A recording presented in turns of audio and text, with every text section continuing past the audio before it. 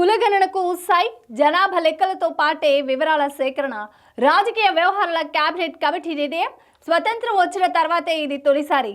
విపక్ష పాలిత రాష్ట్రాల ప్రక్రియపై కేంద్రం పెదవి విరుపు. మా ఒత్తిడి పనిచేసింది.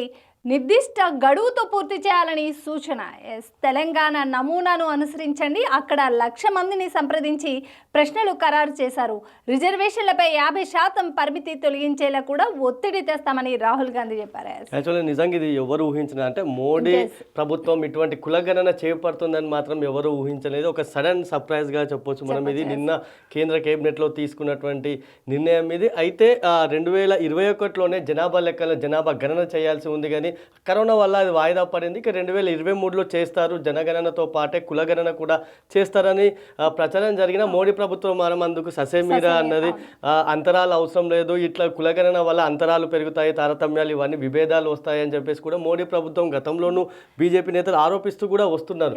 ఇటువంటి తరుణంలో ఇప్పటికే కర్ణాటక ప్రభుత్వం, గతంలో బీహారు, అదేవిధంగా ఇప్పుడు తెలంగాణ ప్రభుత్వం కూడా కులగణన చేపట్టింది. అయితే ఒకవైపు మన రాష్ట్రానికి వచ్చేసరికి రాష్ట్ర ప్రభుత్వం మీద కులగణన చేపట్టింది, కానీ అటు బీసీ సంఘాలు కానీ మరికొంతమంది ఇది సరిగా లేదు, సరిగా చేయలేదని చెప్పేసి ఎన్నో ఆరోపణలు, విమర్శలు కూడా గుప్పించారు. రెడ్లను, ఓసీలను ఎక్కువగా చూపించి బీసీలను తక్కువ చేసే ప్రయత్నం చేశారని, అదేవిధంగా బీసీల్లోనూ ముస్లింలకు 10% రిజర్వేషన్లు కట్టబెట్టారని ఆరోపించారు. ఇటువంటి తరుణంలో రాహుల్ గాంధీ ఇక్కడ ఒక కీలక సూచన కూడా చేశారు. తెలంగాణ నమూనాను మీరు దేశవ్యాప్తంగా అనుసరించండి. అయితే ఇక్కడ కులగణన చేసేటప్పుడు మొత్తం 70 ప్రశ్నలను ఒక ప్రాతిపదికన కూడా తీసుకున్నారు. అది సేమ్ అదే ఫార్ములాను మీరు కూడా అలాగే ఫాలో అవ్వండి అని చెప్తున్నారు. కానీ ఇప్పటికే రాష్ట్ర కులగణనపై ఎన్నో విమర్శలు ఉన్న తరుణంలో అటు దేశవ్యాప్తంగా కూడా ఇదే ఫార్ములా అనుసరించడం మరి కేంద్రం ఎటువంటి నిర్ణయం తీసుకుంటుందని చెప్పాలి.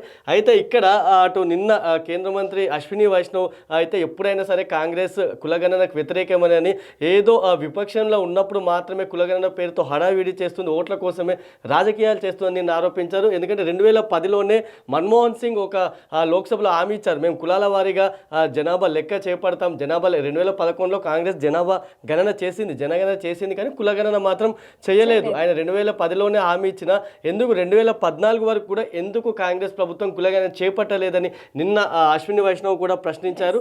అయితే అటు మోడీ ప్రభుత్వం కూడా వచ్చాక 2021లో ప్రతి 10 ఏళ్లకు మనకు దేశవ్యాప్తంగా కూడా జనగణన చేయాల్సి ఉంటుంది. కానీ మోడీ ప్రభుత్వం ఎందుకు 2021లో, అయితే కరోనా సమయంలో ఓకే, కరోనా టైం 2021 ఉన్న 2024 ఎన్నికలకు ముందుగా ఇది జరగాల్సి ఉన్నాయని ఎందుకో వాయిదా వేస్తూ వచ్చారు. ఎట్టకేలకు ఇప్పుడు మాత్రం నిన్న CCPA cabinet committee on political affairs, ఆ కమిటీలో మాత్రం నిన్న ఈ కీలక నిర్ణయం తీసుకున్నారు. ఇక అయితే ఇది ఎలా చేపడతారు దేశవ్యాప్తంగా? ఇప్పటికే తెలంగాణ చేసినటువంటి కులగణనపై విమర్శలు వస్తున్న తరుణంలో వీళ్ళు మరింత పకడ్బందీగా ఈ కులగణన కూడా చేపట్టాల్సిన అవసరం అయితే ఎంతైనా ఉంది.